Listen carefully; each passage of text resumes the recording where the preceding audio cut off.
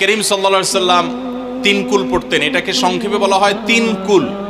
যেহেতু তিন সূরার শুরুতে কুল শব্দটা আছে, এই জন্য সংক্ষেপে বলা হয় তিন কুল।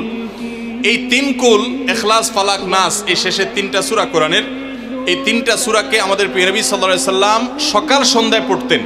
একটা টাইম পাইলাম, কোন টাইমে পড়তেন? সকাল এবং সন্ধ্যায়। সকাল এবং সন্ধ্যার পাশাপাশি তিনি রাতে ঘুমানোর আগে আবার পড়তেন।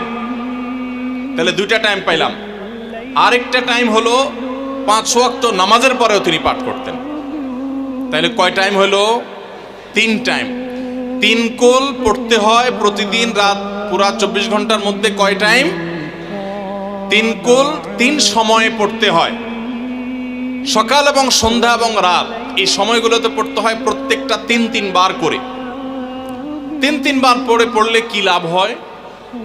নবী করিম সাল্লাল্লাহু আলাইহি সাল্লামের পরিষ্কার হাদিস রয়েছে, যদি কেউ সকালে 3 কুল 3 বার করে পাঠ করে, সূরা ইখলাস 3 বার, সূরা ফালাক 3 বার, সূরা নাস 3 বার যদি কেউ পাঠ করে, সন্ধ্যার আগ পর্যন্ত সারা দিনের জন্য ওই পাঠকারী ব্যক্তি আল্লাহ তাআলার জিম্মায়, আল্লাহর হেফাজতে, আল্লাহর নিরাপত্তায় সে চলে যায়।